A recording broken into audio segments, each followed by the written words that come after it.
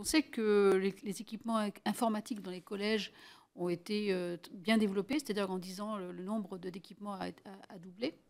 Mais par contre, il avait été question de faire une initiation au codage numérique dès les classes primaires.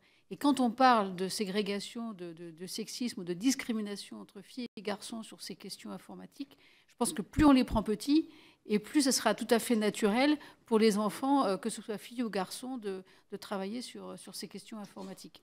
Sur l'école, alors il y a à la fois le périscolaire et l'éducation nationale. Dans le périscolaire, avec Najat Vallaud-Belkacem, nous avions lancé un appel à projet qui a rencontré beaucoup de succès visant à financer les structures, en particulier associatives, qui offrent de la formation à l'apprentissage du code dans le périscolaire, et ce, dès le plus jeune âge.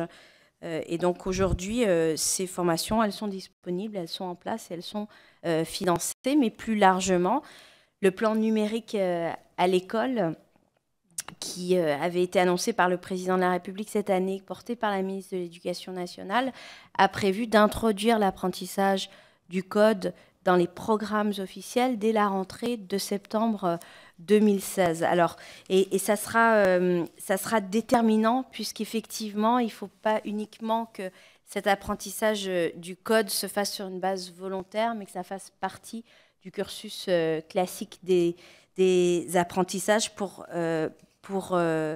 n'autoriser aucune discrimination.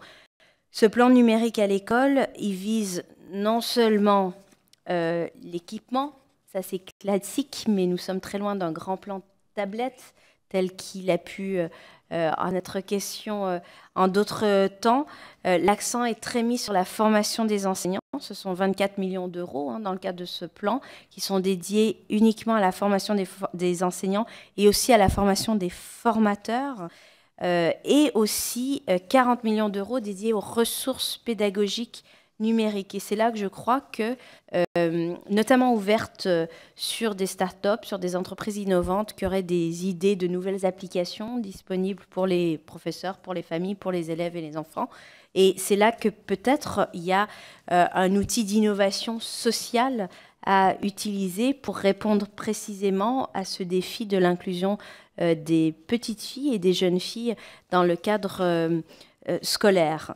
Donc ce plan numérique à l'école, il a été lancé cette année sous forme de pilotage, d'expérimentation, mais il va se généraliser dès l'année prochaine. À compter de la rentrée prochaine, 40% des collèges seront concernés. Dès 2017, ce sont 70% des collèges qui seront concernés. Et 2018, nous avons fixé l'objectif d'un plan numérique qui touche la totalité des collèges de France. Pour l'instant, ce sont 223 collèges, 375 écoles qui ont mis en expérimentation des programmes pilotes pour introduire massivement le numérique dans les enseignements. Donc oui, je crois beaucoup à l'éducation dès le plus jeune âge. Et le code, c'est pas le code pour le code, c'est pas apprendre à coder pour. C'est l'entrée dans une culture numérique. C'est l'entrée dans un monde qui est fait de projets collaboratifs, qui est fait de suivi personnalisé, qui est fait de beaucoup de créativité aussi, de travail en réseau et de découverte et de nouvelles appréhensions de futurs nouveaux outils numériques. C'est un outil, donc on le voit, qui est très extrêmement agressif dans le cadre des cyberviolences, mais ça peut être aussi très dangereux, voire mortel. Et évidemment, ça touche en particulier les femmes. Et je voudrais prendre, il y a deux phénomènes qui nous interpellent particulièrement. Les sites dits pro-ANA, donc qui favorisent, qui encouragent l'anorexie. J'ai tenté de faire passer un amendement lors de la loi sur santé, sur le fait que ces sites devraient être plus qu'encadrés, en tout cas interdits, puisque ces sites, pour ceux qui ne connaissent pas, ce sont des jeunes filles, en général, qui font une espèce de communauté d'entraide pour maigrir plus vite et qui se donnent des défis tiens, voilà, ma machine, je te donne, voilà, d'ici ce soir, tu dois avoir mangé qu'un demi-yaourt, enfin des choses comme ça, aussi bêtes que celle-là, mais aussi dangereuses surtout que celle-là. Et vous savez que l'anorexie peut conduire à la mort, et ces sites ont ce caractère extrêmement dangereux que des jeunes filles un peu, bon, voilà, sous influence, ou en tout cas voulant ressembler à je ne sais quel modèle qui n'existe pas dans la vie réelle, se livrent à des compétitions de maigreur qui sont extrêmement préjudiciables. Et puis l'autre point dangereux aussi que peut constituer Internet, ça ne va pas vous surprendre, Madame la Ministre, c'est tous les sites et les réseaux sociaux qui sont utilisés par les réseaux de proxénétisme et de traite d'êtres humains, qui mettent à disposition depuis l'étranger, souvent, puisque le proxénétisme est interdit en France, mettent leurs victimes sur le territoire français au travers justement de rendez-vous pris par Internet. Donc la proposition de loi renforçant la lutte contre le système prostitutionnel crée quelques outils pour mieux lutter avec les éditeurs et les hébergeurs, et les FAI peuvent pour lutter contre ce proxénétisme sur Internet, mais ça reste une violence gravissime pour les femmes. Bien sûr, les femmes, la présidente l'a dit, les féministes utilisent ce formidable outil aussi pour sensibiliser, pour mobiliser. Et vraiment, on sait très bien que c'est un outil extrêmement précieux pour parler, pour faire connaître tous ces dangers. Mais ce serait important de pouvoir prendre quand même quelques mesures. Donc ma question, ce serait quelles mesures vous pourriez prendre pour que justement on puisse mieux encadrer tout ce qui est ce déchaînement de violence qu'il y a sur Internet en direction des femmes et des jeunes filles, jeunes femmes en particulier. Et est-ce que la délégation aux droits des femmes peut être d'une utilité pour travailler encore dans ce sens avec votre ministère? Alors tous ces sujets que vous soulevez sont des sujets graves qui n'entrent pas exclusivement dans le champ de mes compétences. Et donc naturellement, toute décision sur ces thématiques concerne aussi la chancellerie, donc la ministre de la Justice, Christiane Taubira, et souvent la place Beauvau, le ministre de l'Intérieur, Bernard Cazeneuve.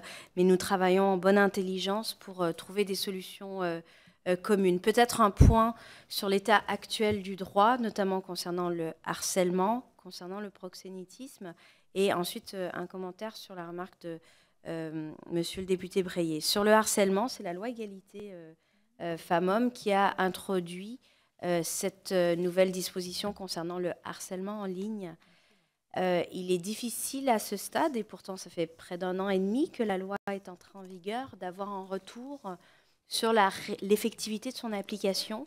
Je comprends que les taux de recours sont très faibles et que donc il y a un décalage entre le principe du droit tel qu'il a été affirmé et la réalité de son application, qui fait que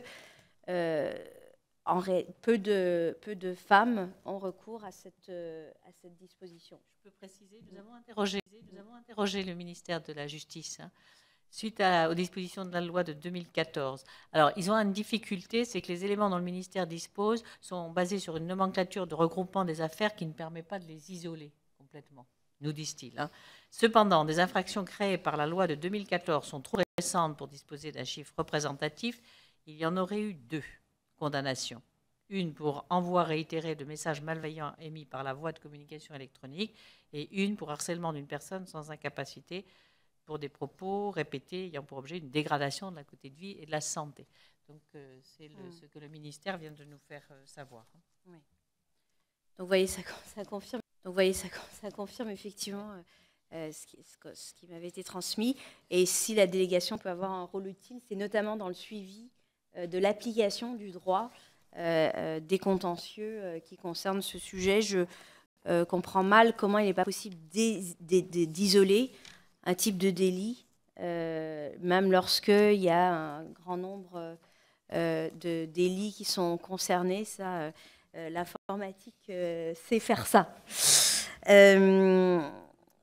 Sur ce phénomène de cyberharcèlement, je suis tout à fait d'accord sur le fait que le recours à une terminologie anglo-saxonne ne permet pas d'intégrer la réalité de ces violences dans le langage du quotidien et qui a un besoin absolu, et là aussi je crois que la délégation pourrait être utile dans ses conclusions, de traduire, de trouver, d'inventer des mots pour parler, alors on dit vidéo-lynchage et cyberharcèlement, mais revenge porn, sexting, non consenti, slut-shaming, tout ça, je ne suis pas certaine que ça fasse profondément écho dans la conscience et l'inconscient collectif. Il est très important de pouvoir donner des mots français à ces réalités.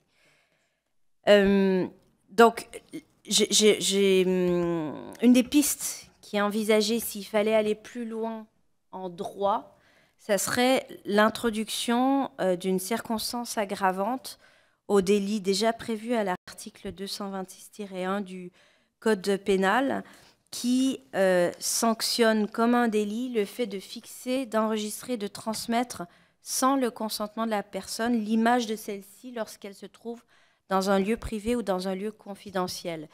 La circonstance aggravante pourrait être lorsque cette image revêt un caractère sexuel ou intime. C'est une des pistes, je crois, qui a été adoptée par certains pays à l'étranger et qu'il faudrait certainement expertiser pour voir son opportunité et sa faisabilité. Sur le proxénétisme, effectivement, la question s'est posée dans le cadre de l'examen de la proposition de loi sur la prostitution, de savoir s'il fallait modifier l'article 1er de cette proposition, de ce texte, pour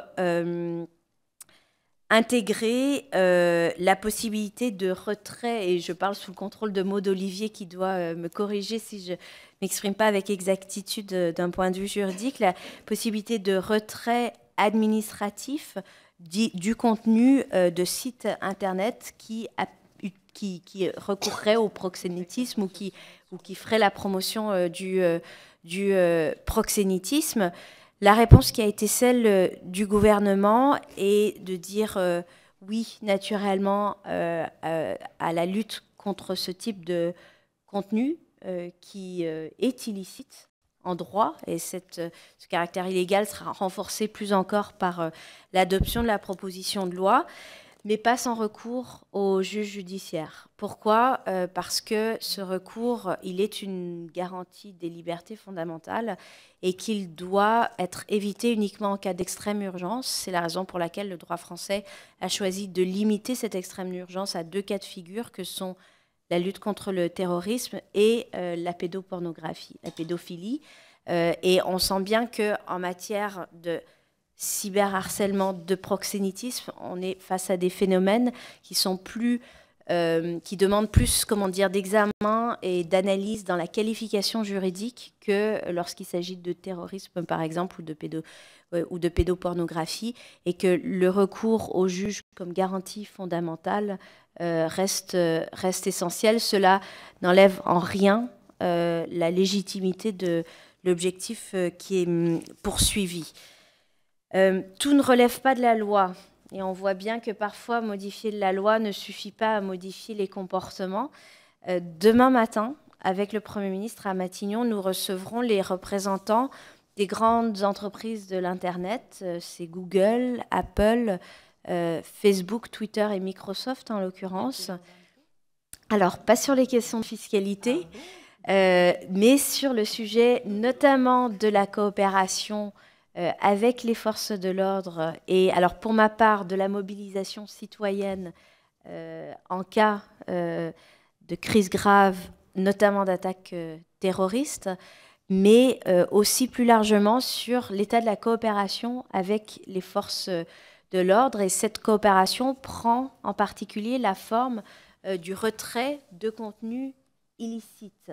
Ce contenu illicite, il peut être le contenu qui va à l'encontre de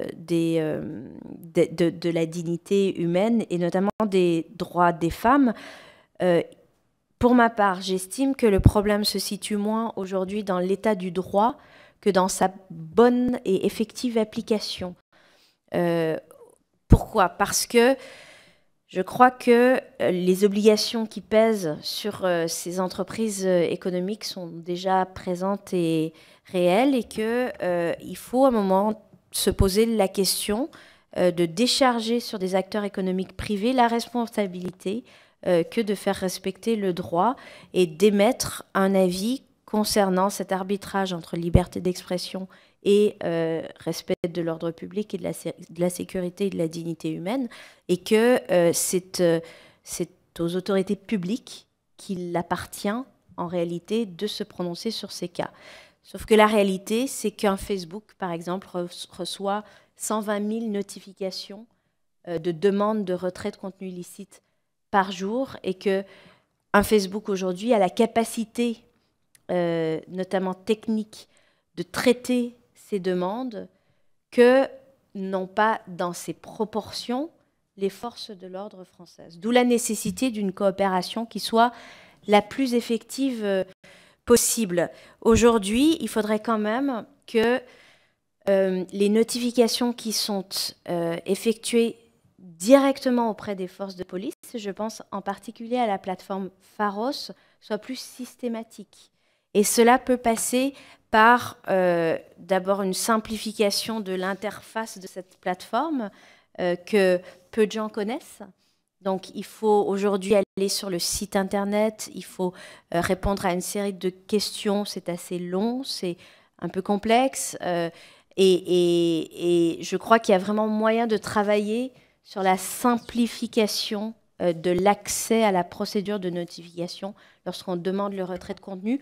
Aujourd'hui, ces informations sont massives et il faut pouvoir y répondre de manière massive, notamment en utilisant des algorithmes qui font du traitement automatique et qui doivent permettre, lorsqu'un retrait illicite est identifié, non seulement de retirer ce contenu, mais tous les contenus identiques ou très similaires, ce qui pose, et j'en viens à la remarque d'Aymeric Breillet, la question de la récurrence du contenu qui effectivement est supprimé un jour et revient le lendemain à travers notamment des sites qui sont hébergés depuis l'étranger et sont automatiquement réouverts. Et donc moi je suis à votre disposition pour examiner toute